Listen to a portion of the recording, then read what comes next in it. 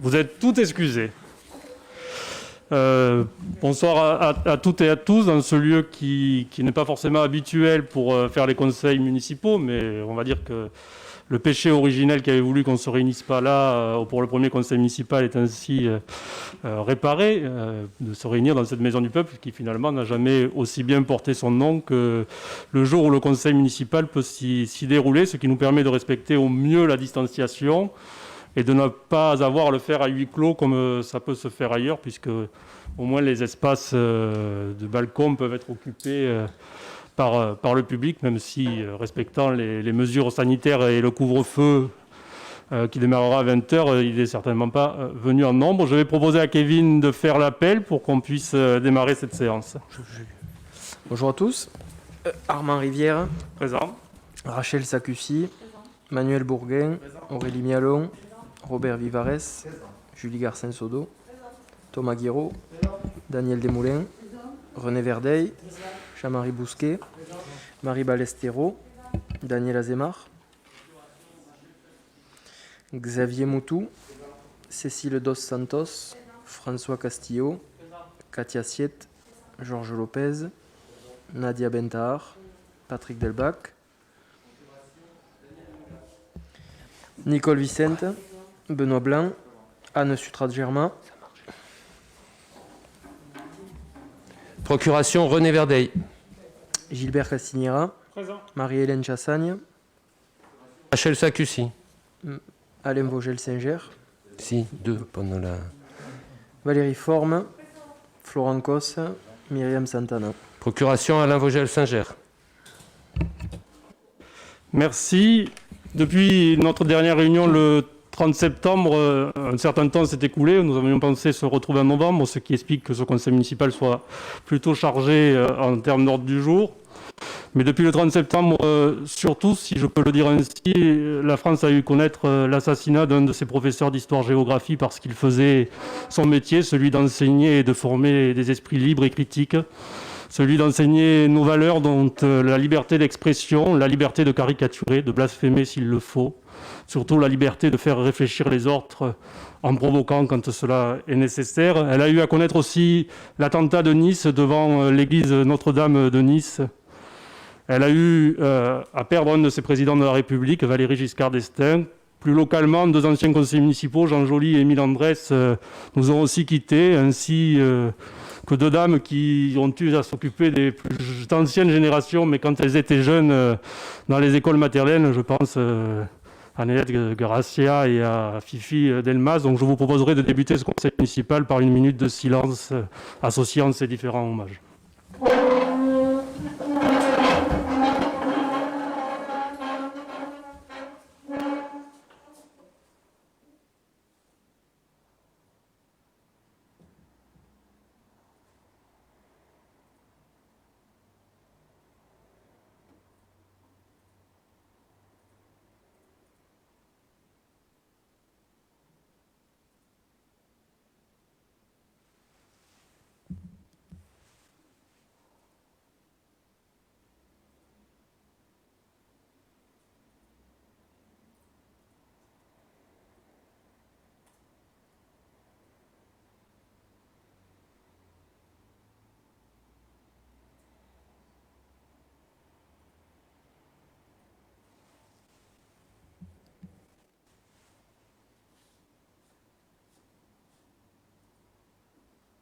Je vous remercie. Je propose que nous débutions l'ordre du jour, avant de passer la parole à M. Gaudin, venant de présenter le rapport sur le partenariat public-privé pour l'année 2019-2020, par l'approbation du procès-verbal du conseil municipal du 30 septembre 2020. Et j'en profite pour saluer l'arrivée dans les services d'Amandine Bory, qui aura la charge du suivi de la vie de cette assemblée, et qui est arrivée au cours du mois de novembre, ce qui me fait avoir une pensée aussi pour Sabine Tossa, qui a occupé ces fonctions pendant beaucoup d'années, que chacun pouvait connaître et apprécier. Est-ce qu'il y a des questions particulières sur l'ordre du jour du 30 septembre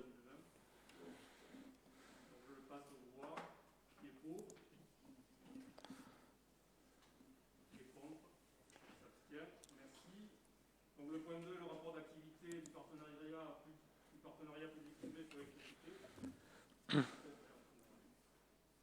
Et si le micro de M. Baudin fonctionne, je lui passe la parole.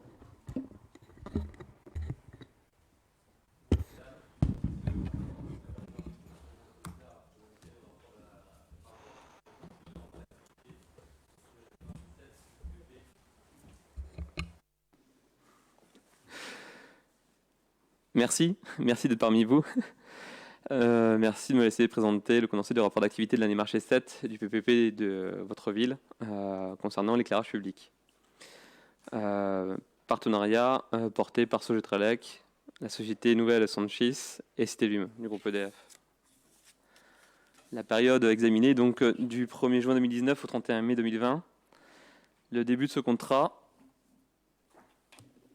ce contrat a démarré en juin 2013, il y a déjà de ça quelques années, pour une durée de 15 ans.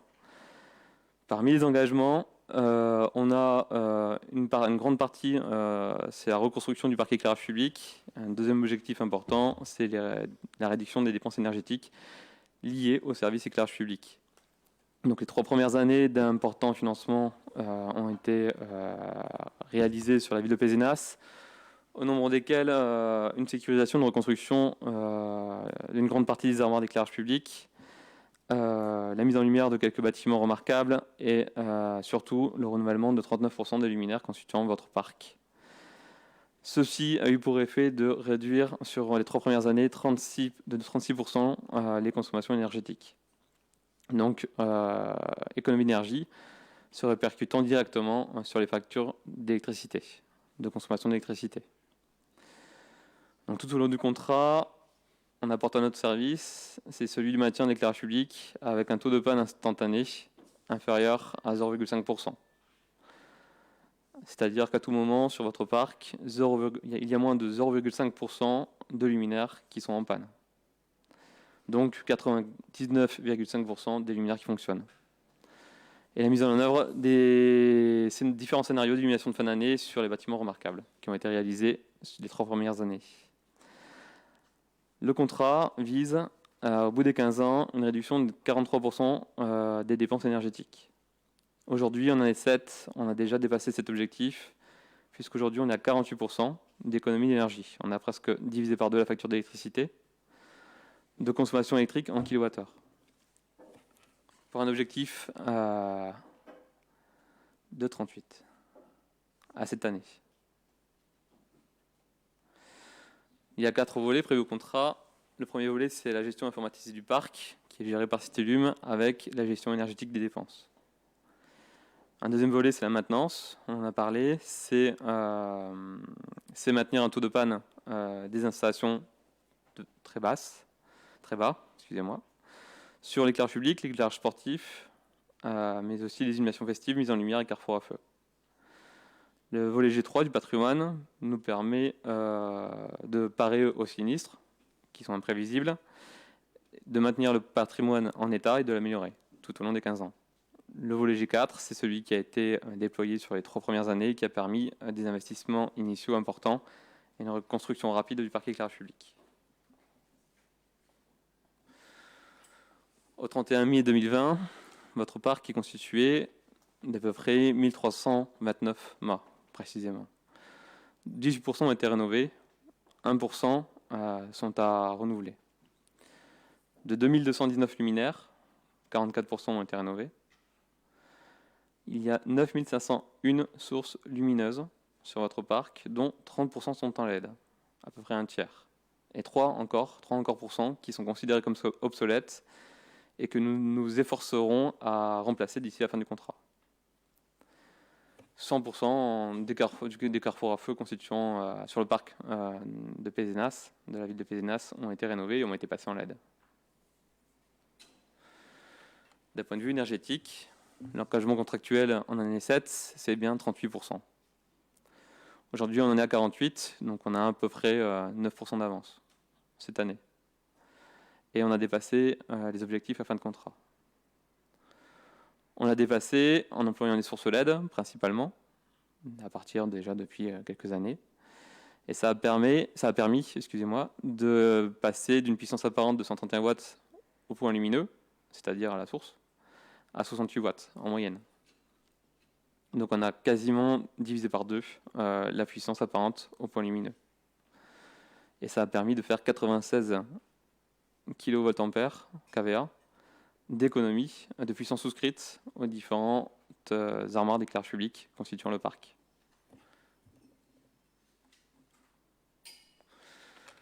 La partie G2, c'est la maintenance, c'est le volet maintenance constitué de la partie maintenance préventive et maintenance corrective.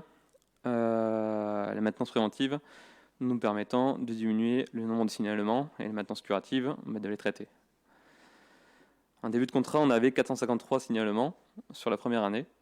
Cette année, on en a eu 241. Quasiment moitié moindre.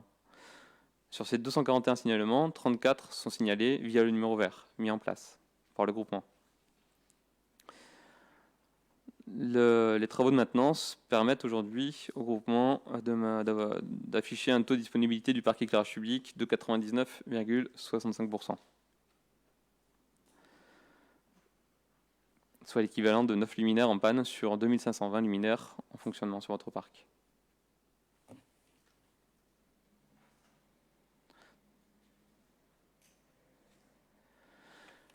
Le maintien du patrimoine, le volet G3, est constitué de travaux programmés et non programmés. Les travaux programmés sur l'année 7 représentaient un montant de 82 000 euros. Ça nous a permis de renouveler l'éclairage public sur certaines rues qui ont été inscrites au programme, dont la rue Georges Braque, la place Honoré Daumier et Gustave Courbet. Pour les travaux non programmés, on a pu donc parer aux sinistres, vandalismes et accidents qui se sont passés sur la commune, sur la ville, pour un montant de 13 000 euros. On a également pu dégager un financement pour rénover des luminaires en façade. Je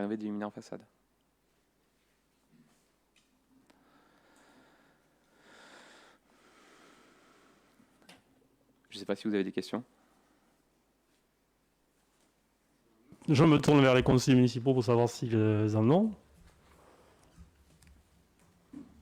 Non. Est-ce que vous avez des points qui vous paraissent importants de rajouter ou Monsieur Godin?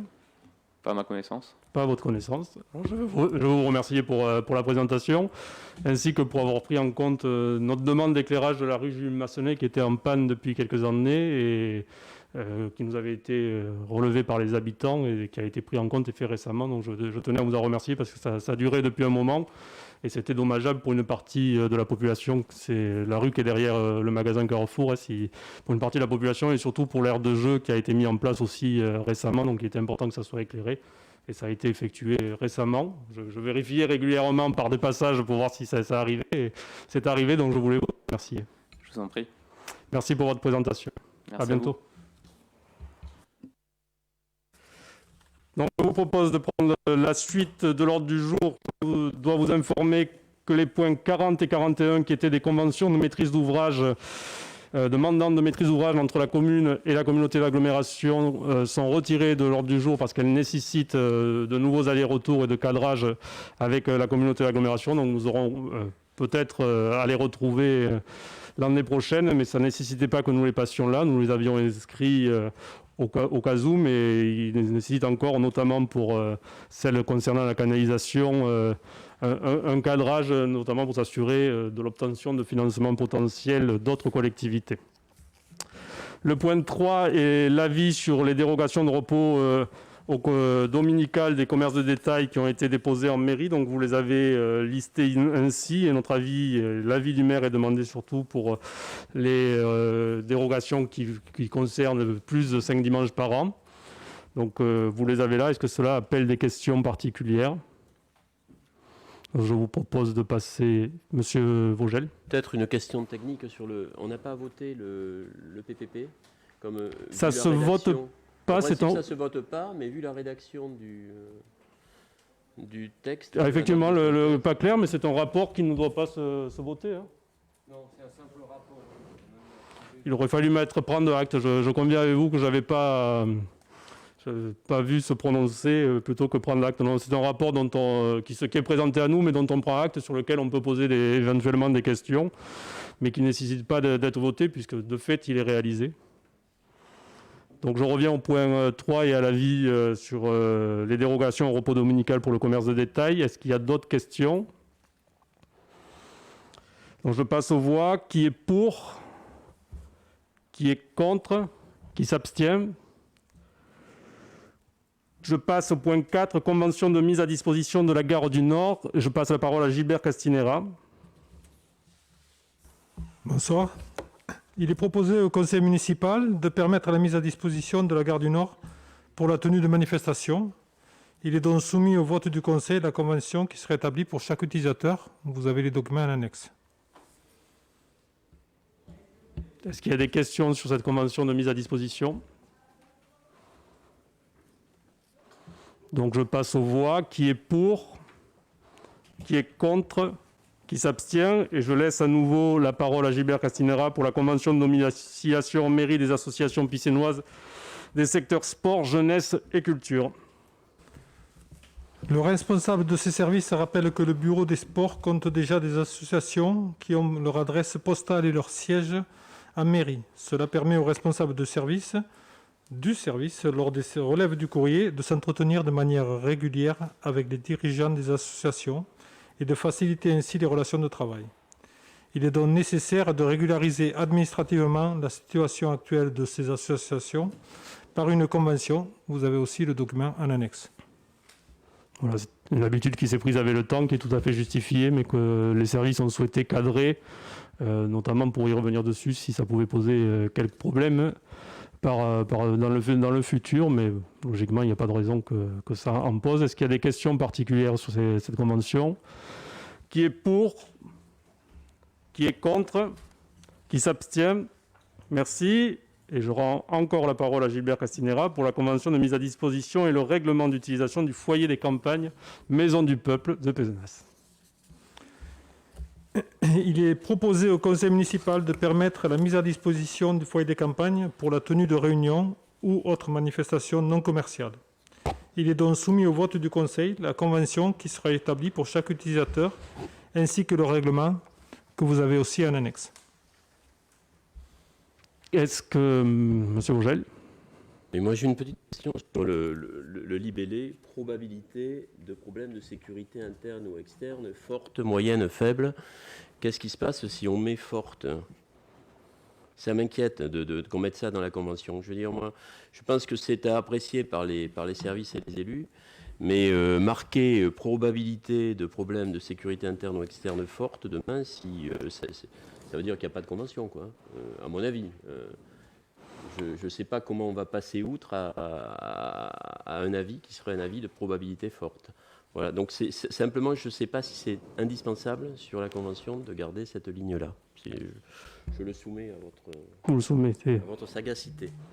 Très bien, merci. Ce que je vous propose, c'est de le voter en l'état et qu'on puisse le retirer par la suite en discutant avec les services, peut-être, ou alors que ça soit compléter de notre dispositif en cas qu'on soit dans des situations d'insécurité forte, enfin, ou de manifestations qui sont génératrices. Je pense que c'est surtout le nombre de monde et la manifestation en elle-même qui vous voulez classifier comme cela, mais effectivement, ça mérite peut-être d'être précisé. Je ne sais pas, Gilbert, si tu veux rapporter un point supplémentaire ou une précision supplémentaire.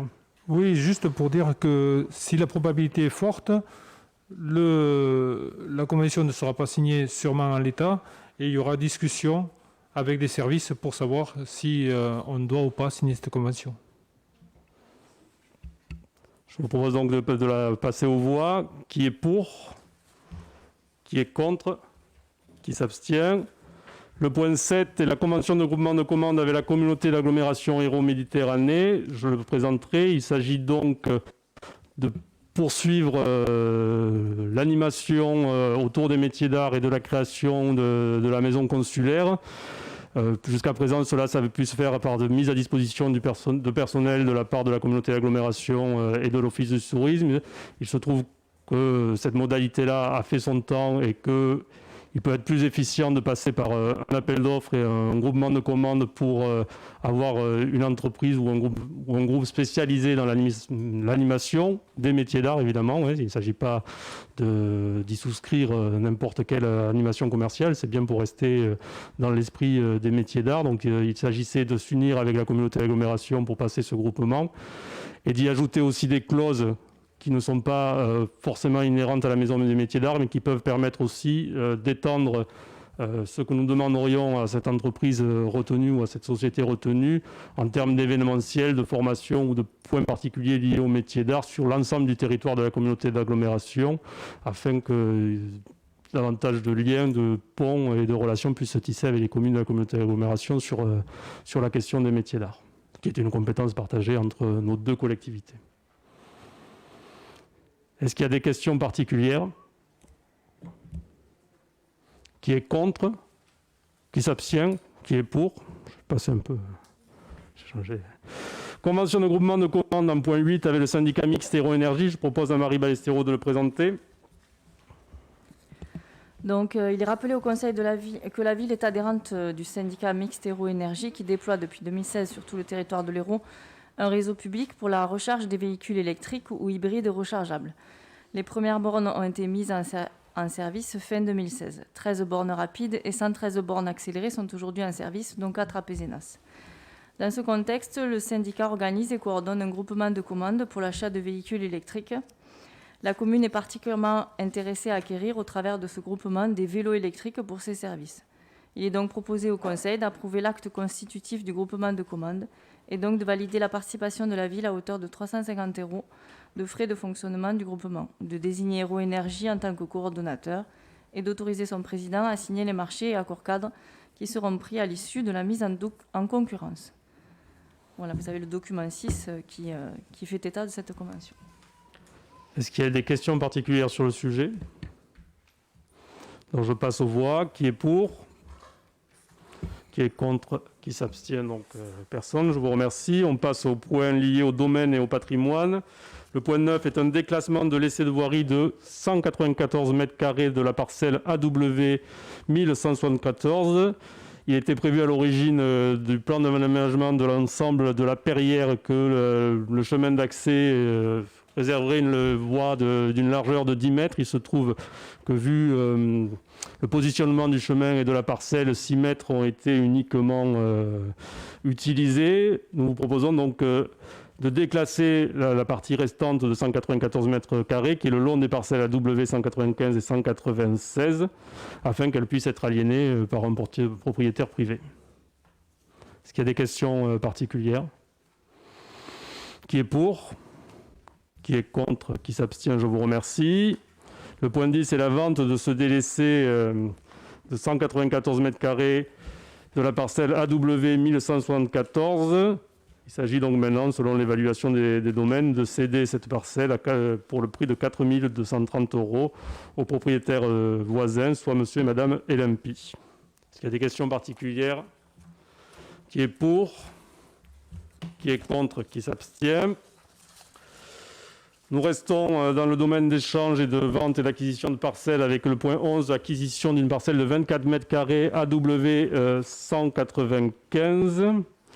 Donc c'est toujours la régularisation de cet ensemble de la Perrière et nous achetons là une parcelle de 24 m² AW 195 à monsieur et madame Elimpi pour 1080 €. Est-ce qu'il y a des questions particulières? Qui est pour? Qui est contre? Qui s'abstient? Je vous remercie. En point 12, nous vendons un délaissé de 100 m² de parcelle AW 1174. Et là, nous le vendons, donc c'est 100 m² que nous vendons à mesdames Monique et Nicole Ruan, pareil avec une estimation des domaines à 4 500 €. C'est également dans le cadre de l'aménagement de ce secteur. Est-ce qu'il y a des questions particulières? Je passe aux voix. Qui est pour? Qui est contre? Qui s'abstient? Le point 13, c'est la vente des parcelles AV 818 et AV 820 à la SNC Lidl. C'est dans le cadre de l'aménagement futur du magasin. Il s'agit pour eux d'acquérir ces bouts de parcelles pour mieux organiser leur projet. Donc on arrive à un total de 585 mètres carrés pour 39 546 €. Est-ce qu'il y a des questions particulières? Je passe donc aux voix. Qui est pour? Qui est contre? Qui s'abstient? Le point 14, on passe au point sur l'énergie. Le point 14 est la convention d'habilitation dans le cadre du dispositif des certificats d'économie d'énergie. Je propose à Marie Ballesteros de le présenter. Il est rappelé la volonté de la collectivité de s'engager dans une politique globale de maîtrise de l'énergie dans ses bâtiments et installations techniques, notamment l'éclairage public.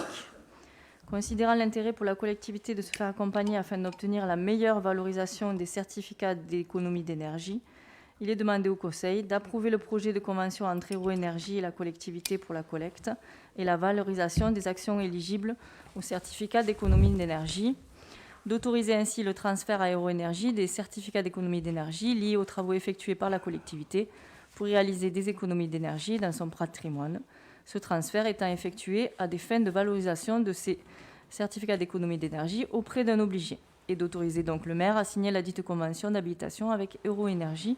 Donc le document qui s'y réfère est le document 10. Est-ce qu'il y a des questions particulières, Monsieur Vogel? Oui, juste une question pour savoir, est-ce qu'on a une estimation du budget de ces CE? Parce qu'on en avait fait, on les avait utilisés préalablement avec l'agglo, et ça représente quand même des sommes qui peuvent être conséquentes. Donc est-ce qu'on a, dans le cadre de cette convention, une vision de ce que ça peut représenter demain? Marie, est-ce que tu as... J'ai pas d'éléments, mais peut-être Madame Varaval peut y répondre. Non. Non, il n'y a pas d'évaluation. Monsieur le maire, simplement, l'évaluation est un peu compliquée à mener. Elle sera en fonction des projets, puisqu'ils seront engagés en fonction des investissements qui vont améliorer le confort thermique, notamment des différents bâtiments municipaux. Et la convention vise à donner l'accès à Héro Énergie, qui les a par ailleurs sur nos factures d'électricité, et de monétiser ces certificats d'économie d'énergie sur une espèce de plateforme ou une bourse de certificats où ils peuvent avoir jusqu'à 8 € par certificat. Donc en fait, ils vont le valoriser dès qu'il y aura besoin de les sortir et de manière à faire baisser la facture des travaux d'investissement. Monsieur Vogel? Oui, juste, d'accord, mais à un moment donné, le retour vers la commune, ça sera ces 8 €? On n'a pas de... donc le Héro Énergie n'est qu'un intermédiaire. Et le volume des CE, donc, qui peut être important, reviendra vers la ville. Vers la commune? Oui. Excusez-moi, le volume des CE, c'est ceux de la ville, où on est prestataire, enfin on est le destinataire des CE, et c'est par projet que l'on met en vente un petit peu ces CE de manière à retirer une espèce de subvention qui sera reversée par Héro Énergie. Là, la caisse, ça reviendra dans les caisses de la ville. Si, voilà, c'était C'est un accompagnement fait par Héro Énergie qui dépendra aussi de notre capacité à investir dans les économies d'énergie dans le futur. Parfait, merci beaucoup. Est-ce qu'il y a d'autres questions sur le sujet? Je vous propose de passer aux voix. Qui est pour? Qui est contre? Qui s'abstient? Partons sur les parties liées à l'enseignement. 15, participation scolaire pour l'établissement privé année scolaire 2020-2021. Je propose à Aurélie Mialon de le présenter. Bonsoir, merci. Il est rappelé au conseil municipal que la ville participe au financement des dépenses de fonctionnement des classes élémentaires et maternelles de l'école Calandreta del Polinette et de l'école Sainte-Marthe. Monsieur le maire propose au conseil de majorer la participation communale qui était de 500 € pour l'année scolaire 2019-2020 et de la passer pour l'année scolaire 2020-2021 à 550 € pour chaque enfant domicilié sur le territoire de la commune de Pézenas. Monsieur le maire sollicite donc du conseil l'autorisation de signer avec ces deux établissements scolaires le forfait communal pour les classes sous contrat d'association. Vous avez les documents en annexe. Est-ce qu'il y a des questions particulières? Donc je passe aux voix. Qui est pour? Qui est contre? Qui s'abstient? Je vous remercie. Le point 16 est la convention de partenariat avec le lycée d'enseignement professionnel agricole Charles-Marie de la Condamine. Je propose à Julie Garcin-Sodo de le présenter. Merci Monsieur le maire, chers collègues. Donc c'est une convention que nous avons l'habitude de faire passer. Il est proposé au vote du conseil municipal une convention de partenariat avec le lycée d'enseignement professionnel agricole Charles-Marie de la Condamine afin que les élèves de cet établissement effectuent au camp hôtel le Castel-Sec des travaux pratiques dans le cadre de leur formation sur les terrains mis à disposition par la mairie, c'est-à-dire la préparation de plantations, travaux d'entretien de gazon, massifs arbusifs, taille de haies. Vous avez tout le détail dans le document 13. Est-ce qu'il y a des questions particulières? Donc je passe aux voix. Qui est pour? Qui est contre? Qui s'abstient? La question 17 est la convention de gestion de l'atelier personnalisé de Pézenas avec l'établissement public d'enseignement l'établissement public d'enseignement agricole Montpellier Orbe Hérault, avec cet établissement qui gère l'APP entre la ville et cet établissement. Je propose à Nicole Vicente de le présenter. Merci, monsieur le maire. Donc, il est rappelé au Conseil que la commune soutient l'action de l'atelier de pédagogie personnalisée, APP, situé à Pézenas. Les APP accueillent toute personne ayant besoin ou envie de se former pour mettre en œuvre un projet professionnel, développer ses compétences et ses connaissances, s'adapter aux évolutions de l'environnement social et professionnel ou encore préparer un examen. Ils mettent en œuvre une démarche pédagogique spécifique, centrée sur la personne et fondée sur l'auto-formation accompagnée. Chaque personne bénéficie d'une prestation spécifique d'apprentissage formalisée dans un contrat pédagogique. L'APP de Pézenas dépend du Centre de formation professionnelle et de promotion agricole de l'Hérault et de sa mission de formation continue et d'insertion professionnelle. Au travers de son soutien logistique et financier, la ville de Pézenas participe aux missions de l'APP en échange de formations gratuites pour son personnel. C'est cette relation qui est formalisée au travers de la convention de gestion. Il est proposé au conseil municipal d'approuver cette convention. Voir document 14. Est-ce qu'il y a des questions particulières à cette convention? Oui, monsieur Vogel. C'est agréable ce soir, j'ai Non, de questions. Mais voilà, je l'ai assez fait par le passé. Oui, mais c'est dans le but de faire avancer les choses. Sur la piscine en tant que telle, là, on signe pour la piscine et la mise à disposition de la piscine. Dans cette convention, est-ce que c'est nécessaire? Surtout pas cette année, donc il faudra la reprendre pour l'année prochaine. C'est la convention qui aurait dû être votée en début d'année 2020, donc à ce moment-là, la piscine était encore en activité, mais à la fois, puisqu'elle n'est plus compétence communale et qu'elle n'est plus en activité, celle de 2021 devra corriger cela, mais on prendra le temps de l'actualité, mais il s'agissait pour eux, puisqu'ils sont audités régulièrement aussi, d'avoir un cadre légal, et quand au moment de l'audit, ils pouvaient avoir la question de la convention, donc on a souhaité quand même qu'elle soit passée, étant donné qu'il n'y avait pas d'engagement financier particulier pour la commune, puisqu'on les héberge à titre gracieux et qu'on leur a garanti que, quoi qu'il en soit, ils continueraient à être hébergés. Je ne sais pas s'il y a d'autres questions. Je précise que je ne prendrai pas part au vote parce qu'entre-temps, je suis devenu président de l'APP, donc je ne peux pas voter au titre des deux casquettes. Qui est pour? Qui est contre? Qui s'abstient? Je vous remercie pour la partie enseignement. Nous avons terminé. Nous passons à la partie finance et je propose à Robert Vivarès de présenter le point 18 qui est l'attribution d'une subvention de fonctionnement à l'Illustre Théâtre. Oui, bonsoir. Donc, une subvention événementielle de 5 000 € a été votée au budget 2020 pour l'Illustre Théâtre. Cette subvention était liée à la présentation du spectacle L'Avare de Molière lors du festival Molière, le théâtre dans tous ses éclats 2020, qui, comme vous le savez, n'a pas pu avoir lieu. Donc, le festival n'a pas eu lieu, mais l'Illustre Théâtre a néanmoins engagé des frais liés aux répétitions, à la fabrication de costumes et des décors en octobre et novembre 2020, et présenté la pièce devant des professionnels en espérant la jouer devant le public dès que possible. Au regard de la situation de crise sanitaire entraînant des difficultés pour le spectacle vivant et compte tenu des frais engagés, il est proposé de verser 5 000 € en subvention de fonctionnement à l'Illustre Théâtre en décembre 2020. Est-ce qu'il y a des questions particulières sur ce point? Je vous propose donc de passer aux voix. Qui est pour? Qui est contre? Qui s'abstient? Et je laisse la parole à Robert Vivarès pour l'attribution de subventions exceptionnelles au collectif Temporada. Alors, le collectif Temporada devait réaliser la manifestation Martror le samedi 7 novembre 2020. Or, compte tenu du confinement, cette manifestation n'a pas pu avoir lieu.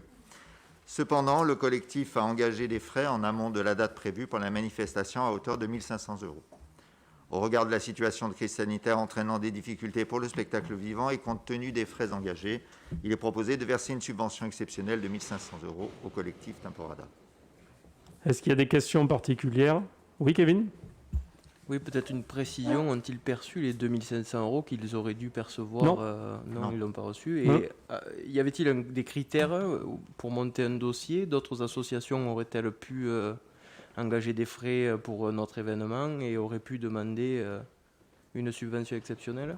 On n'est pas le seul critère qu'il puisse y avoir, c'est le même que celui qui est avec l'illustre théâtre, c'était que c'était une convention pour l'achat ou la création d'une pièce qui n'a pas pu être jouée, donc qui ne peut pas être réglée en tant que telle, mais qui a suscité aussi des avances et des engagements financiers, parce que pour le coup, au contraire d'épisodes précédents, le dernier confinement est arrivé très proche de la prestation, donc ne pouvant pas honorer nous notre engagement, puisque nous ne pouvions pas acheter avec d'autres, nous avons trouvé des reprogrammations ou des solutions de type reprogrammation, ou même pour le spectacle scolaire que nous devions avoir pour Noël, de faire une capture vidéo afin qu'il soit quand même diffusé dans les écoles. Là, nous passons par une subvention exceptionnelle afin de leur permettre de couvrir les frais. Et il y aura encore des allers-retours avec le collectif Temporada pour être sûr que le montant, qui n'est pas encore total, puisque c'était 2 500 € d'achat de spectacle, ne les mettent pas en péril. Entre-temps, la région a également adopté une subvention pour cette manifestation-là, qui me semble qu'elle l'honore en fonction des dépenses réellement occasionnées, ce qui n'était pas jusqu'à présent prévu dans certains de nos critères de subventionnement et qui vont petit à petit entrer aussi dans nos critères, sachant quand même que nous étions sur de la prestation de spectacle acheté. Juste pour précision, 3 jours avant le confinement, on avait un retour positif de la préfecture sur un protocole sanitaire qui avait été déposé. Est-ce qu'il y a d'autres questions particulières? Qui est pour? Qui est contre? Qui s'abstient? Je propose encore à Robert Vivarès de présenter la question 20, attribution d'une subvention de fonctionnement au syndicat de terroir de Pézenas. Donc, Monsieur le maire informe le conseil municipal que le syndicat du terroir de Pézenas a saisi la ville d'une demande de soutien financier suite à la réalisation d'un nouvel événement de promotion des vins AOC Languedoc-Pézenas auprès des restaurants et des cavistes de la ville. Cette opération vient compléter les opérations destinées à améliorer la notoriété et la diffusion des vins AOC Languedoc-Pézenas. Le budget consacré à cette opération par le syndicat s'élève à 7 000 €. Monsieur le maire propose donc au conseil de soutenir cette action en versant au syndicat du terroir de Pézenas une subvention de 1 000 €. Il y a des questions particulières? Qui est pour? Qui est contre? Qui s'abstient? Je vous remercie. La question 21, subvention de fonctionnement au budget annexe cinéma et théâtre. Je propose à René Verdeil de la présenter. Merci, monsieur le maire. Donc, monsieur le maire propose au conseil municipal de verser au budget annexe du cinéma et du théâtre les subventions de fonctionnement suivantes. Pour le théâtre, 280 000 €. Pour le cinéma, 85 000 €. Il y a des questions particulières? Qui est pour? Qui est contre? Qui s'abstient? La question 22, étalement des charges sur les dépenses exceptionnelles liées à la gestion de la crise sanitaire Covid-19. Je continue. Je propose à René Verdeil toujours de la présenter. Merci. La crise sanitaire du Covid-19 a engendré des dépenses exceptionnelles affectant les budgets et comptes des collectivités territoriales. Afin de préserver les équilibres budgétaires et la capacité d'autofinancement des collectivités, la circulaire interministérielle, dont je vous passe le détail, du 24 août 2020 prévoit une adaptation du cadre budgétaire et comptable pour le traitement des dites dépenses. Un mécanisme exceptionnel d'étalement des charges liées au Covid est ainsi proposé en vue d'en lisser l'impact budgétaire et comptable sur plusieurs exercices. À titre dérogatoire, la collectivité a la possibilité d'étaler sur une durée maximale de 5 ans les dépenses directement liées à la gestion de la crise et limitativement énumérées. Les dépenses ciblées par la commune comme relevant de ce dispositif concernent les frais liés au matériel de protection des personnels et aux aménagements de l'accueil du public, l'achat de matériel médical et les subventions exceptionnelles allouées par délibération du 29 juillet 2020 aux associations humanitaires locales. Il est précisé que les dépenses de personnel supplémentaires générées par la gestion de la crise sanitaire sont exclues du dispositif d'étalement. Après déduction du cofinancement attendu de l'État pour l'achat des masques, les dépenses éligibles à l'étalement s'élèvent à 72 184 € conformément à l'état récapitulatif joint. C'est le document 15. Il est proposé d'étaler cette charge sur 5 ans. Le dispositif d'étalement se traduit sur le budget 2020 par une dépense d'investissement sur le compte dédié 4 815, charges liées à la crise sanitaire Covid-19, et une recette de fonctionnement compte 791, transfert de charges d'exploitation. La quote-part annuelle de 14 436,80 € reprise au compte de résultats de 2020 à 2024 se traduit par une dépense compte 6 815, dotation aux amortissements des charges de fonctionnement à répartir, et une recette compte 6 815, si je 4 815, pardon. Ces écritures comptables sont prévues par la décision modificative numéro 2 du budget principal de la commune, document 15, dont la décision modificative qui arrive. Est-ce qu'il y a des questions particulières? Simplement peut-être une précision que dans sa générosité, l'État a mis de côté beaucoup de dépenses ou du manque de recettes occasionnées par la crise Covid dans ce processus d'étalement. Je suis loin d'espérer, je continue à espérer, mais la période de Noël est propice à ça, à une mesure compensatoire à un moment ou à un autre, puisque nous sommes à plus de 300 000 € sans les frais de personnel, de dépenses ou de recettes non obtenues liées à la crise Covid. Et malheureusement, la situation laisse penser que nous en aurons encore des répercussions l'année prochaine. Est-ce qu'il y a donc pas de questions? Est-ce qu'on passe au vote? Oui. Qui est pour? Qui est contre? Qui s'abstient? Je vous remercie. Donc je propose à René Verdeil de continuer avec la décision modificative numéro 2 du budget principal. Donc vous avez la décision modificative numéro 2, qui est le document numéro 16. Je viens d'en parler sur les modifications qui concernent le budget. Est-ce qu'il y a une présentation plus précise à faire, Frédéric? Oui.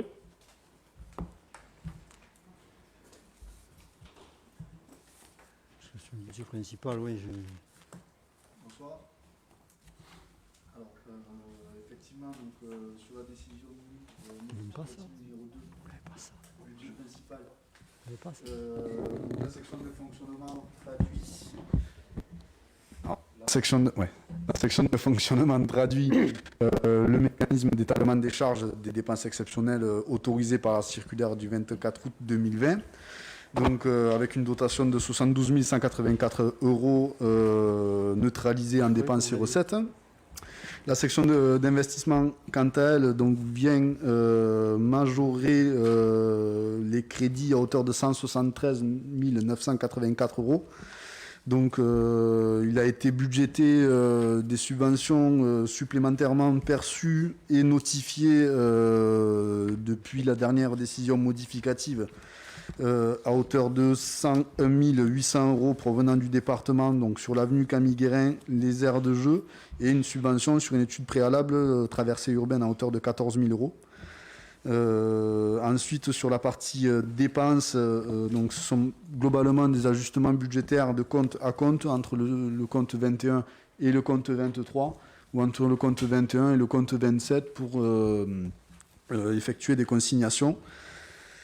Donc pour un volume global en section d'investissement, comme je vous l'ai rappelé, de 173 984 €. René, est-ce qu'il y a des précisions à apporter? Non, simplement, excusez-moi, je pensais que vous aviez ce document que vient de parler M. Roy. C'est pour ça que je pensais que tout le monde avait pu voir les éléments qui viennent d'être cités. Il y a un document plus complexe à déchiffrer qui est celui de l'ADM et qui est le document budgétaire traditionnellement et légalement annexé à la convocation du conseil municipal. Absolument. Est-ce qu'il y a des questions particulières sur cette décision modificative? Je la passe aux voix. Qui est pour? Qui est contre? Qui s'abstient? René, je te laisse la parole si tu le veux, ou à Frédéric, ou Oui, je vous non, laisse le faire à deux voix pour la décision modificative numéro 1 du budget annexe du cinéma. Alors sur le cinéma, effectivement, donc j'ai le document. Ça concerne des ajustements d'amortissement, 655 € de plus d'amortissement. En section de fonctionnement, on met en recette 860,50 € qu'on met également en dépenses. On fait des annulations sur titre. Et en section d'investissement, on corrige en fait, si vous voulez, de 205,50 €. On diminue le montant des amortissements de 205,50 € par de la mécanique comptable, tout simplement. Est-ce qu'il y a des questions particulières sur la décision modificative du cinéma? Je passe donc aux voix. Qui est pour? Qui est contre? Qui s'abstient? Point 25, décision modificative numéro 1 du budget annexe du camp Hôtel. Et je laisse la parole à René Verdeil. Donc sur le camp Hôtel, c'est aussi des modifications. En fait, il y a un déficit sur le camp Hôtel qui sera compensé en 2021. Un travail en ce moment sur la préparation du budget, bien évidemment. Simplement, il y a en recette sur le camp Hôtel 6 200 € qui sont représentés par une assurance dégâts des eaux concernant un chalet. Est-ce qu'il y a des questions sur cette décision modificative? Je la passe donc aux voix. Qui est pour? Qui est contre? Qui s'abstient? Le point 26, autorisation d'ouverture par anticipation, section d'investissement 2021, budget principal et budget annexe. Je laisse la parole à René Verdeil. Monsieur le maire rappelle aux membres du conseil municipal que l'article L 1612-1 du Code général des collectivités territoriales stipule que jusqu'à l'adoption du budget ou jusqu'au 15 avril, en l'absence d'adoption du budget avant cette date, l'exécutif de la collectivité territoriale peut, sur autorisation de l'organe délibérant, c'est-à-dire du conseil municipal, engager, liquider et mandater les dépenses d'investissement, dans la limite du quart des crédits ouverts au budget de l'exercice précédent, non compris les crédits afférents au remboursement de la dette. Afin d'assurer la continuité des paiements des dépenses d'investissement avant le vote du budget primitif 2020, Monsieur le maire demande au conseil municipal l'autorisation d'ouvrir par anticipation les dépenses d'investissement du budget 2020 à hauteur du quart des sommes inscrites au budget de l'année précédente, ça va être 2021. Voilà. Oui. Pour le budget principal et les budgets annexes. Est-ce qu'il y a des questions particulières? Je la passe donc aux voix. Qui est pour? Qui est contre? Qui s'abstient? Je passe le point 27 pour toujours René Verdeil, qui est l'approbation du rapport de la commission locale d'évaluation des charges transférées 2020 de la communauté d'agglomération Hérault-Méditerranée. Monsieur le maire expose au conseil municipal que la CLECT, de la commission locale d'évaluation des charges transférées de la communauté d'agglomération Hérault-Méditerranée, s'est réunie le 23 septembre 2020 et a déterminé le montant prévisionnel de l'attribution de compensation pour l'année 2020 à 754 882 €. Aucun transfert de compétences supplémentaires n'étant envisagé jusqu'en 2021, ce montant est donc considéré comme définitif. Monsieur le maire propose donc au conseil municipal d'adopter le rapport de la CLECT en date du 23 septembre 2020 contenant l'évaluation des charges transférées. Document 20. Est-ce qu'il y a des questions particulières? Qui est pour? Qui est contre? Qui s'abstient? Le point 28, renouvellement de la convention avec l'Agence nationale de traitement automatisé des infractions relatives à la mise en œuvre du forfait post-stationnement. Je laisse la parole à René Verdeil. Monsieur le maire informe le conseil que suite à une délibération en date du 26 septembre 2017, une convention avec l'Agence nationale de traitement automatisé des infractions avait été conclue en vue d'émettre pour le compte de la ville les avis de forfait de post-stationnement et d'en assurer le recouvrement. Cette convention arrivant à expiration au 31 décembre 2020, il convient de la renouveler pour une période de 3 ans, soit jusqu'au 31 décembre 2023. Monsieur le maire sollicite donc l'autorisation de signer la nouvelle convention avec l'ANTAI, document 19. Est-ce qu'il y a des questions particulières sur cette convention? Je propose de la passer aux voix. Qui est pour? Qui est contre? Qui s'abstient? Le point 29 est la clôture du budget annexe Les Granges 2 et je laisse la parole à René Verdeil.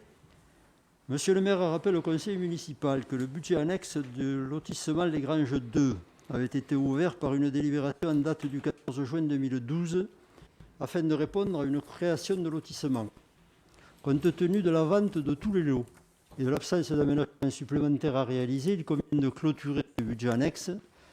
Monsieur le maire précise que la détermination du résultat définitif de clôture et sa reprise sur le budget principal seront réalisées par décision modificative après l'adoption du compte administratif et du compte de gestion 2020. Est-ce qu'il y a des questions particulières sur ce point? Non, je le passe aux voix. Qui est pour? Qui est contre? Qui s'abstient? Je remercie René et vous remercie pour vos votes. Le point 30 est l'aide aux commerçants pour les travaux de la mise en valeur des vitrines. Je propose à Julie Garcin-Sodo de nous présenter ce point. Oui, merci. Ainsi que le 31, puisque c'est les deux mêmes.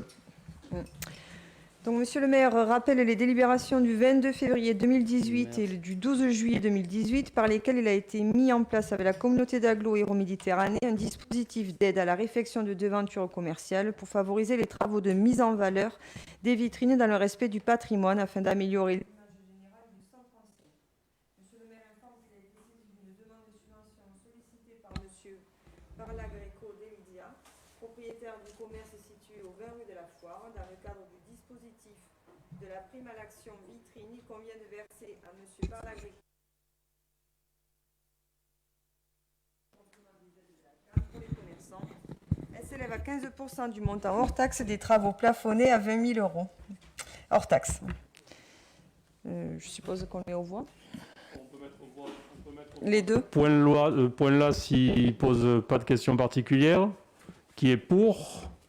Qui est contre? Qui s'abstient? Le point 31 étant similaire, je te laisse le présenter quand même, Julie. Fait. Monsieur le maire rappelle les délibérations, donc toujours pareil, la même chose qu'au début. Mais le projet là, c'est pour la SCI L'Arc, propriétaire du commerce situé au 10 cours Jean Jaurès. Donc, dans le cadre du dispositif, il convient de verser à la SCI L'Arc une subvention de 1 848 € représentant la prime qui vient au complément des aides de la CAM pour les commerçants. Elle s'élève à 15% du montant hors taxe des travaux plafonnés à 20 000 €. Est-ce qu'il y a des questions particulières? S'il n'y en a pas, je passe aux voix. Qui est pour? Qui est contre? Qui s'abstient? Le point 32 est l'aide dans le cadre du dispositif de la prime à l'accession à la propriété. Je laisse la parole à Julie Garcin-Sodo. Tout à fait. Donc, monsieur le maire rappelle les délibérations du 22 février 2018 et du 12 juillet 2018 par lesquelles a été mis en place avec la communauté d'agglo Hérault-Méditerranée un dispositif d'aide à l'accession à la propriété et au conventionnement des logements privés avec travaux pour favoriser la rénovation de logements indignes, dégradés ou non décents tout en luttant contre la précarité énergétique des locataires du centre-ville de Pézenas. Cette aide vient en complément des aides de l'ANA. Monsieur le maire informe qu'il a été saisi d'une demande de subvention sollicitée par madame Ouattara, propriétaire occupant au 1 rue du Vieux Salin, 34 1100 à Pézenas. Dans le cadre du dispositif de la prime à l'accession de la propriété, il convient de verser à madame Ouattara une subvention de 1 500 € représentant la prime forfaitaire qui vient en complément de l'aide ANA et de la CAM pour les propriétaires du logement depuis moins de 12 mois et dont le montant des travaux subventionnés est supérieur ou égal à 10 000 € hors taxe. Et si je peux me permettre, j'aimerais moi féliciter et remercier le travail de Urbanis qui travaille donc avec l'agglo et ne serait-ce aussi que le service technique parce que vraiment les techniciens accompagnent les administrés professionnellement et voilà, on leur tient la main jusqu'au bout et moi je peux que me féliciter parce que ça fait vraiment des travaux et des ouvrages de qualité et ce n'est que mieux autant pour l'habitant que pour les énergies renouvelables et nos propriétés. Voilà, merci. Merci Julie. Est-ce qu'il y a des questions particulières sur ce point? Qui est pour? Qui est contre? Qui s'abstient? Le point 34, demande de subvention pour la réalisation de la dernière tranche de travaux de rénovation du foyer des campagnes, donc où nous sommes aujourd'hui. La Maison du Peuple Foyer des Campagnes a connu une rénovation. J'ai oublié le 33, effectivement, oui. Alors je passe la parole à Julie de suite et je saute pas ce point-là qui est important, qui est celui de la demande de renouvellement pour les travaux de remise à niveau des bornes d'entrée en cœur de ville. Pardon, parce que je parlais trop. Alors, monsieur le maire indique au conseil que les bornes installées en entrée de centre-ville historique ne présentent plus de fonctionnalités propres à assurer correctement les missions qui leur étaient attribuées. Elles ont plus d'une vingtaine d'années. Donc, un programme de réfection des bornes automatiques et du système d'exploitation est en cours de finalisation. Évidemment, quand on parlait des bornes, on parle aussi des totems, des feux rouges qu'on peut retrouver sur la porte Faugère et les autres entrées. Il permettra par la mise en place donc, de nouveaux matériels de maîtriser les entrées et sorties pour les véhicules des riverains et des véhicules prioritaires. Le chiffrage prévisionnel est de 200 000 € hors taxe. Monsieur le maire sollicite du conseil municipal l'autorisation de déposer des demandes de subvention auprès du conseil départemental de la région Occitanie et de la CAM. Je ne sais pas s'il y a des questions particulières sur ce point. Voilà, ça dépendra du taux de subventionnement possible de cette opération. On travaille encore sur le montant du marché à passer, mais il nous a semblé primordial de toutes les changer d'un coup plutôt que de continuer de les arranger ponctuellement, ça on peut encore faire, mais de les changer une à une et de changer d'abord les existantes pour après se poser la question d'en placer des supplémentaires soit en fixe ou en tout cas permanente, soit juste pour pouvoir piétoniser partiellement et temporairement certaines zones du centre-ville, mais d'abord privilégier l'existant. Donc je passe aux voix qui est pour, moi aussi évidemment, qui est contre et qui s'abstient. Merci. Donc le point 34, c'est le couvre-feu qui m'inquiète. Donc vous voyez, je vais essayer de te dire des délais. Demande de subvention pour la réalisation de la dernière tranche de travaux de rénovation du foyer des campagnes où nous sommes. L'intérieur ayant été fait, il s'agit maintenant de faire la toiture et de faire, y compris les salles annexes que nous ne voyons pas d'ici, mais qui font le lien entre la maison du peuple et les bains-douches, et dans la mesure du possible de les rendre accessibles. Elles ont été occupées pendant longtemps par le troisième âge, qui aujourd'hui n'y est plus, mais elles pourraient avoir un destin associatif important à partir du moment où elles seront rénovées et conformes. Donc cela est pareil, nous proposons de vous déposer un dossier de demande de subvention, le projet étant évalué à 329 400 € hors taxes auprès des différents financeurs institutionnels, dont la région et le département. Et nous y ajoutons aussi évidemment l'État et autres collectivités qui pourraient nous accompagner sur des questions particulières. Qui est pour, qui est contre, qui s'abstient. Point 35, demande de financement pour la mise hors d'eau de la maison consulaire. Je passe la parole à Jean-Marie Bousquet. Merci. Dans le cadre de l'entretien des édifices publics ou religieux appartenant à la commune, il est proposé d'effectuer une demande de subvention auprès de la DRAC Occitanie pour la réalisation de travaux d'entretien d'urgence sur la maison consulaire. L'étude rendue par M. Trabon, architecte des monuments historiques, fait apparaître la nécessité d'intervenir sur la toiture pour mettre hors d'eau le bâtiment. Le montant estimatif des travaux s'élève à 6 000 € hors taxes. La maison consulaire est un monument classé au titre des monuments historiques. Il peut, dans le cadre de cet entretien, bénéficier d'une subvention de la DRAC Occitanie à hauteur de 50% du montant des travaux, soit 3 000 €. Il reste à ce jour à financer par la commune la somme de 3 000 €. Monsieur le maire sollicite le conseil l'autorisation de déposer une demande de subvention auprès de la DRAC et de toute autre collectivité ou organisme qui pourrait contribuer financièrement à la réalisation des travaux. Est-ce qu'il y a des questions particulières? Je passe donc aux voix. Qui est pour? Qui est contre? Qui s'abstient? Je laisse la parole à Jean-Marie Bousquet pour le point 36, demande de subvention pour la mise en accessibilité de l'hôtel Vullios Saint-Germain. Dans le cadre du label Grand Site Occitanie, octroyé par la région à Agde de Pézenas, le musée Vullios Saint-Germain est fléché dans la fiche action numéro 32. Ce bâtiment est inscrit au titre des monuments historiques par arrêté du 17 décembre 1934.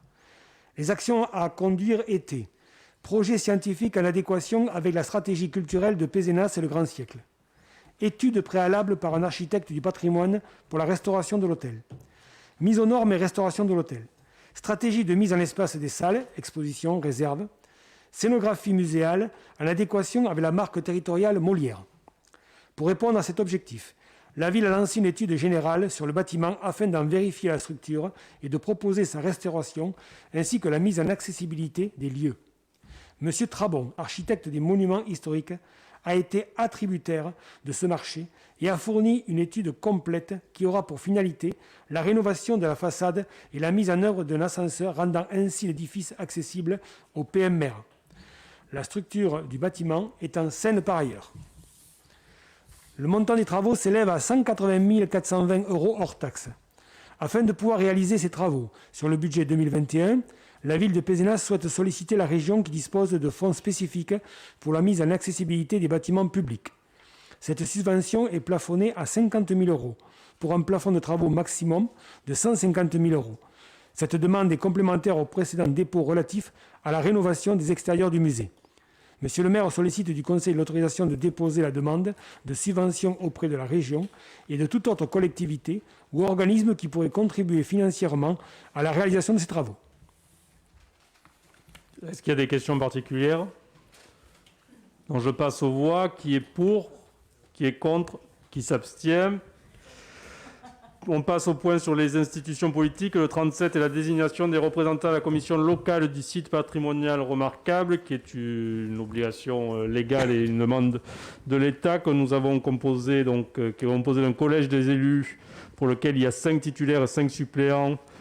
Donc pour les candidats de la majorité, en titulaire, Julie Garcin-Sodo, Patrick Delbach, Daniel Azemar, Marie-Hélène Chassagne, en suppléant, Xavier Moutou, Marie Ballesteros, Jean-Marie Bousquet, Georges Lopez. La minorité municipale a-t-elle des candidats? Oui, donc on propose Valérie Forme et Kevin Vertichon comme suppléant. Très bien, je vous remercie. Après appel à candidature rendue publique, le collège des représentants de l'association, nous vous proposons de le composer de la manière suivante. Alain Sirventon pour les Amis du Pézenas, titulaire, Francis Medina pour les Amis de Pézenas, suppléant, Hugo Coros pour le collectif Temporada, titulaire, Véronique Valéry, collectif Temporada, toujours suppléante, Nicolas Arnould pour l'Union Compagnonique, section de Pézenas, titulaire, Thomas Bousquet pour l'Union Compagnonique, section de Pézenas, suppléant, Cédric Branchu, association des créateurs, fabricants pissénois, titulaire, Romain Dreux, restaurateur, association des commerçants artisans et indépendants, suppléant, Serge Ivora pour le musée de la Porte, titulaire, Mario Ivora pour le musée de la Porte, toujours suppléant. Pour le collège des personnalités qualifiées, nous vous proposons en titulaire Pierre Garcin, architecte, Jean-Luc Bousquet, maître artisan, Marie-Hélène Ivora, directrice culture et patrimoine dans une intercommunalité voisine, Anne-Marie Nictengal, excusez-moi pour l'accent anglais, membre d'association en lien avec le patrimoine, la culture et l'environnement, Denis Népivoda, chercheur et guide conférencier. Pour les suppléants, Alfred Bavot, bureau d'architecture suisse, Michel Conan, membre de l'association Concordia, Francis Soulier, membre d'association en lien avec le patrimoine et ancien guide de la ville, Janine Audrin, riveraine du secteur, Kevin Ducos, responsable de la Maison des métiers d'art, atelier Art de France. Est-ce qu'il y a des questions particulières? Je vous propose donc de passer aux voix. Qui est pour? Qui est contre? Qui s'abstient? Le maire étant élu de droit et aura comme suppléante ou comme représentante, quand je n'y suis pas, Madame Rachel Sakussi, première adjointe. Le point 38, désignation du représentant à la commission locale de l'eau du schéma d'aménagement de gestion des eaux sages pour le bassin versant du fleuve Hérault. Je propose à René Verdeil d'y siéger, puisqu'il nous représente déjà dans des instances sur une thématique et sur la thématique similaire. Est-ce qu'il y a des questions particulières? Je passe donc aux voix. Qui est pour? Qui est contre? Qui s'abstient? Nous passons au point lié à l'intercommunalité, avec au point 39, le refus du transfert de la compétence plan local d'urbanisme, document d'urbanisme en tenant lieu et carte communale à la communauté d'agglomération Hérault-Méditerranée. C'est une position de principe que prennent toutes les communes de la communauté d'agglomération Hérault-Méditerranée pour ne pas arriver à ce jour à un plan local d'urbanisme intercommunal. C'est une position prise en accord, évidemment, avec la communauté d'agglomération, les travaux n'étant pas pour l'instant effectués en ce sens. Est-ce qu'il y a des questions particulières? Je passe donc aux voix. Qui est pour? Qui est contre? Qui s'abstient? Je vous rappelle donc que les points 40 et 41 ont été retirés de l'ordre du jour. Nous passons donc aux questions relatives aux ressources humaines avec le point 42, convention avec les commerçants de la ville pour les cadeaux de Noël des enfants des agents de la commune. Je propose à Benoît Blanc de vous la présenter. Oui, merci, bonsoir à tous. Alors, Il est rappelé que la ville a adhéré en 2014 au COS, géré par le Centre de gestion de l'Hérault. Le COS offre un chèque cadeau CADOC de 40 € au personnel ayant des enfants jusqu'à 10 ans. Par ailleurs, dans un souci de conserver la tradition de Noël, la ville offrira un cadeau d'une valeur de 10 € aux enfants de 0 à 10 ans et remis le jour de l'arbre de Noël du personnel. En complément, et pour les enfants de 11 à 14 ans, la ville offre un bon d'achat de 40 € remis également le jour de l'arbre de Noël du personnel. Ce bon d'achat est utilisable uniquement dans les commerces pissénois. Il est donc proposé au Conseil d'autoriser le maire à signer la convention correspondante avec les commerçants intéressés, dans le document 23. Est-ce qu'il y a des questions particulières? Je le passe aux voix donc. Qui est pour? Qui est contre? Qui s'abstient? J'en profite pour vous préciser que le traditionnel repas, goûter des personnes âgées n'a évidemment pas pu avoir lieu, qui sera remplacé par un colis à l'attention de ces mêmes personnes âgées composé de friandises achetées chez les commerçants locaux. Nous avons fait le choix de le reporter plutôt au début de l'année pour voir aussi l'évolution de la crise sanitaire, parce qu'on n'exclut pas l'idée qu'ils puissent venir le retirer eux-mêmes pour ceux qui le souhaitent et avoir aussi un moment d'échange et de convivialité. Sinon, il sera porté en personne chez ces personnes-là en début d'année prochaine, à l'occasion des vœux, si la situation sanitaire le permet, parce que le contact aussi individuel peut engendrer quelques risques. Donc, nous avons pris quelques précautions d'usage. Elles en seront prochainement, évidemment, informées. La question 43, convention de mandat au Centre de gestion de la fonction publique territoriale de l'Hérault, CDG 34, pour organiser une procédure de mise en concurrence en vue de la conclusion d'une convention de participation relative aux risques santé. Benoît Blanc, je te laisse la parole. Merci. Donc, le Conseil est informé que la collectivité a été saisie par le CDG 34 en vue d'une mise en concurrence destinée à conclure une convention de participation au financement de la protection sociale complémentaire, c'est-à-dire de conclure un contrat de groupe avec une mutuelle. Il s'agit de donner mandat au CDG 34 pour réaliser cette mise en concurrence sans obligation in fine de signer la convention, conformément à l'article numéro 4 du décret 2011-1474 du 8 novembre 2011 et de la circulaire du 25 mai 2012. Le comité technique a donné un avis le 9 décembre sur cette procédure. La proposition de convention retenue à l'issue de la mise en concurrence fera également l'objet d'une délibération du conseil municipal en cas d'accord de la collectivité. Le conseil est informé que cette proposition fera l'objet d'une communication auprès des agents. Est-ce qu'il y a des questions particulières? Je vous propose donc de passer cette convention de mandat aux voix. Qui est pour? Qui est contre? Qui s'abstient? Point 44, modification du règlement intérieur ressources humaines, mise en place d'astreinte au CCAS. Je laisse Benoît Blanc le présenter. Merci. L'astreinte est une période pendant laquelle l'agent, sans être à la disposition permanente et immédiate de la ville, est tenu de rester à son domicile ou à proximité afin de pouvoir intervenir pour effectuer un travail au service de l'administration, notamment dans les cas d'urgence. Les périodes d'astreinte et d'intervention donnent lieu à des indemnisations et compensations. Le règlement intérieur, à destination des agents de la commune du CCAS, prévoit un certain nombre de cas de recours aux astreintes, manifestations culturelles, sportives, manifestations particulières, événements climatiques ou maintenance d'équipements publics. Afin d'améliorer le service aux personnes âgées de la commune et à leurs familles, il est proposé par le CCAS d'instituer une astreinte administrative permettant de suivre la gestion du service en dehors des heures d'ouverture du bureau du CCAS. L'agent social appelle l'agent administratif d'astreinte qui dispose d'un accès au logiciel de service pour permettre en place un remplacement ou une modification du planning.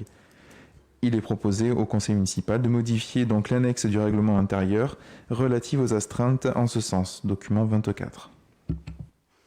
Est-ce qu'il y a des questions particulières sur ce point? Kevin? Non, juste pour savoir si les astreintes des adjoints sont toujours maintenues. Et des adjoints de mairie, oui, ils sont toujours de l'astreinte. Si ça ne va pas impacter, parce qu'on sait que les astreintes en principe impactent énormément les budgets. Ça rentre parfaitement dans le budget des CCAS. C'est une assistance prévue pour les aides à domicile qui parfois peuvent, en dehors des heures d'ouverture du bureau, se trouver démunis selon le problème qui peut être posé, qui peut être plus technique, légal, que ce qu'un adjoint peut régler administrativement dans son ressort ou en tout cas avec les forces de l'ordre ou de sécurité. Ça ne devrait pas trop impacter le budget du CCAS qui avait cette possibilité-là. Je laisse quand même la parole à Benoît Blanc pour le préciser. Oui, alors merci de la question. Concrètement, il y a une prise en charge qui n'est alors pas totale, mais en large partie de ce surcoût par le département. Donc on pourra creuser un petit peu plus si vraiment vous voulez les détails chiffrés, mais pardon, le surcoût en termes de personnel sera épongé en quasi-totalité par le département. Puisque c'est une compétence qu'on exerce en accord et pour le département. S'il n'y a pas d'autres questions, je passe aux voix. Qui est pour? Qui est contre? Qui s'abstient? Le point 45, modification du règlement intérieur ressources humaines, prise en compte des autorisations d'absence des agents au titre d'un mandat électif. Je laisse encore la parole à Benoît Blanc. Merci. Les élus locaux bénéficient d'un créditeur pour exercer leur mandat. Ce créditeur n'est pas rémunéré, mais la question se pose pour les autorisations d'absence. Il est proposé au Conseil de rajouter au règlement intérieur, après avis du CT du 9 décembre 2020, la mention suivante. Les agents titulaires des fonctions publiques électives municipales, départementales ou régionales bénéficient du temps nécessaire pour se rendre et participer aux séances plénières de leur organe délibérant, aux réunions de commissions dont ils sont membres instituées par une délibération du Conseil, ainsi qu'aux réunions des assemblées délibérantes et des bureaux des organismes où ils ont été désignés pour représenter la commune, le département ou la région. L'employeur n'a pas l'obligation de rémunérer ces autorisations d'absence qui ne seront donc pas rémunérées pour les agents de la commune et du CCAS titulaires d'un mandat électif tel que défini ci-dessus. Un état trimestriel des autorisations sera fourni par le supérieur hiérarchique au service des ressources humaines pour qu'elles puissent être décomptées au réel. Est-ce qu'il y a des questions particulières? Je propose de passer aux voix. Qui est pour? Qui est contre? Qui s'abstient? Merci. Donc, après, nous passons au point lié à la voirie, et exactement au point 46, dénomination de voirie. Donc, la première dénomination, c'est celle qui concerne le cercle de l'étang. Donc, nous vous proposons d'appeler, comme tout le monde l'appelle, le chemin du cercle de l'étang pour pas que cela change les choses, mais il fallait que ça soit acté, notamment pour des questions fiscales et d'adresse postale. L'autre dénomination, toujours pour des raisons similaires, c'est le chemin du mas des marécages qui est en contrebas de la rue Édouard Branly. Le point C, c'est toujours pour des raisons similaires, c'est la route de Rougeant. Donc nous proposons de la rappeler, puisque cette dénomination avait été supprimée en août 1994, de la rappeler à nouveau route de Rougeant, puisqu'elle s'appelle pour tout le monde comme ça, et c'est la partie qui n'est pas dans la partie urbaine de la ville. Et le point D, c'est la rue qui sera ouverte dans le cadre du lotissement La Période en cours de réalisation, que nous vous proposons en accord avec la famille d'appeler Joseph Alran, en hommage à Jess Alran, résistant. Ça fait lieu d'un échange, évidemment, et d'un accord avec la famille au préalable. Je ne sais pas s'il y a des questions particulières. Je vous propose de voter ces 4 dénominations ensemble. Qui est pour? Qui est contre? Qui s'abstient? Je précise que j'ai proposé à Jean-Marie Bousquet et à Patrick Delbach, quand les conditions sanitaires seront un peu meilleures, peut-être qu'il y ait un groupe de travail sur la mémoire locale qui puisse se réunir, notamment pour les dénominations de rue, mais aussi peut-être pour des espaces ou des immeubles ou de parts de l'histoire locale qui ne sont pas encore identifiés ou sur lesquels il n'y a pas encore de plaques, comme cela a pu être souvent fait par le passé, par les amis de Pézenas ou par la ville, pour continuer ce travail-là. Donc il y aura un groupe à créer ou à réunir, en tout cas, avec les associations aussi qui s'occupent de ces questions. Vous avez reçu les différentes décisions du maire. Je ne sais pas si elles appellent à des questions de votre part. Si elle n'appelle pas à des questions, il n'y a pas pour moi de questions diverses. Je ne sais pas s'il y en a pour vous. S'il n'y en a pas pour vous, je propose... Ah, si, Florent, vas-y. Oui, par rapport aux décisions hors commande publique. Oui. Je vois la signature de pas mal de contrats de spectacles. Oui. Et ces spectacles donc, qui n'ont pas eu lieu. Ils seront annulés de fait. Il y aura certainement une décision du maire annulant ces contrats, mais quand ils ont été signés, je ne sais pas si c'était la question, je te laisse finir quand même. Et certains ont été signés justement pendant le confinement. Donc je trouvais ça un petit peu illogique de signer des contrats de cession pendant le confinement, en supposant qu'on va être déconfiné le 15.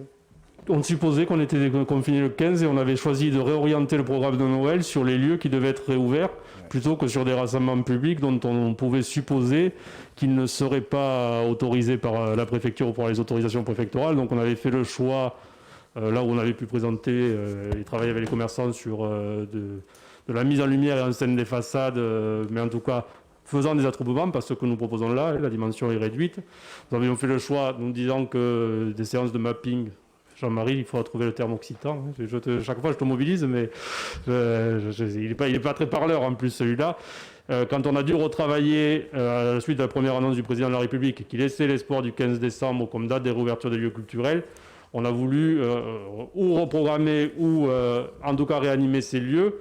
Notamment, il y avait beaucoup, ça apparaît pas là, mais beaucoup de séances cinéma ouvertes aux enfants pour qu'on puisse faire respecter le mieux possible les prescriptions sanitaires et le contrôle à l'entrée et la jauge de public. Donc, ce qui explique qu'on a pu signer des contrats à ce moment-là, et puis on retravaillera avec les compagnies si c'est possible pour les reprogrammer ailleurs. Mais il y aura, comme il y a le contrat de cession, il y aura la décision malheureusement d'annulation, mais c'est vrai que c'est un pari qu'on a fait, mais qui est le pari qu'on a fait depuis, en tout cas nous, le début du mandat, c'est de travailler jusqu'au bout pour que les choses soient programmées et après de subir les événements quand ils arrivent. Donc là, il n'y aura pas de frais à payer vu les annulations? Non, il ne devrait pas y en avoir.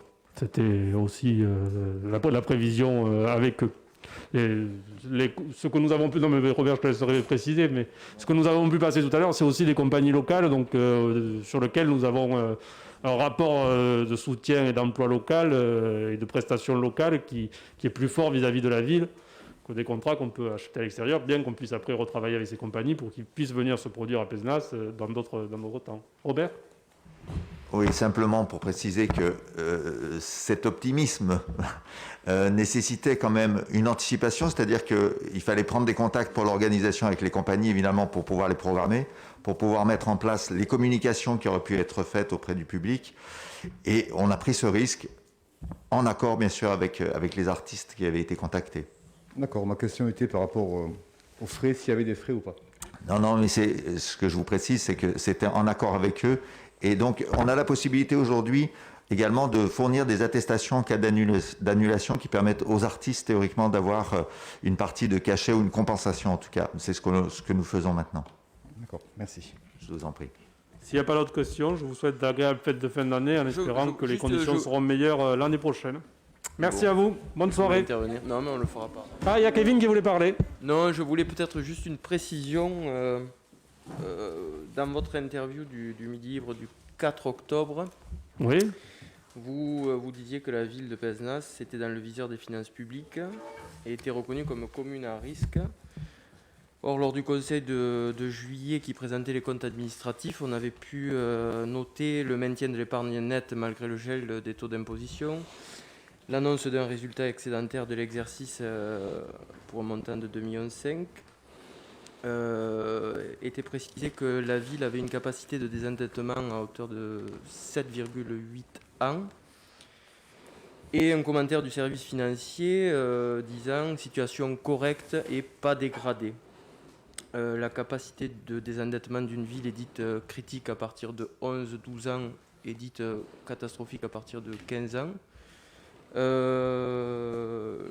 La bonne situation de la ville avait été d'ailleurs pointée par courrier de la sous-préfecture l'année dernière.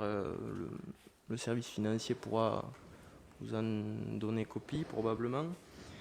Et en fait, je voulais savoir si votre commentaire visait à vous exonérer de futures dépenses budgétaires exponentielles et ou justifier une future augmentation des impôts pour l'épicéno. Je ne m'exonère jamais de rien. J'ai pendant 6 ans pu expliquer quel était l'état financier de cette commune. Je me suis retrouvé en juillet 2017 face au directeur général des finances publiques. C'était quand même une position objective, c'est pas la mienne. Hein. Si depuis 2007, ils ont classé la commune comme commune à risque. Et j'ai souhaité en faire état à la population. Il y aura, le cabinet n'était pas libre là, mais au début de l'année, une présentation de l'audit financier qui sera là aussi une présentation objective. Ça reste Pézenas, une commune très endettée, qui a pu s'améliorer par le mandat passé, parce que nous n'étions pas non plus dans ces ratios-là en début de mandat passé, mais qui reste toujours dans une commune qui structurellement paye et rembourse un emprunt assez important, et pour investir, ça doit emprunter. Nous avons un taux d'investissement, nous le savons, très faible. Nous avons dit que nous respecterions une modération fiscale parce que la commune était déjà surfiscalisée. Elle fait partie des communes les plus fiscalisées de l'Hérault, et je n'étais pas maire de Pézenas quand cela s'est décidé. Et nous maintiendrons le fait qu'il faut garder une modération fiscale parce que si nous voulons reconquérir de la population et reconquérir de l'attractivité démographique, ce qui n'est pas le cas actuellement, il faudra aussi que nous travaillions sur ça. C'est pour ça que nous travaillons aujourd'hui, et nous espérons que le premier budget que nous présenterons en 2021 sur les produits de domaine, sur les subventions possibles et sur les économies encore possibles, pour récupérer de la marge de manœuvre en investissement et essayer de ne pas trop alourdir non plus la charge de l'empreinte de la ville. Mais il n'est pas à ce jour question d'augmenter les impôts, ça, nous avons tenu cet engagement. Et j'ai envie de dire, d'autant plus que l'État, en annulant la taxe d'habitation, a enlevé un possible levier fiscal de collectivités territoriales, mais c'est un autre débat sur la recentralisation qui est en cours dans ce pays. Merci. Bonne fête ce coup-ci.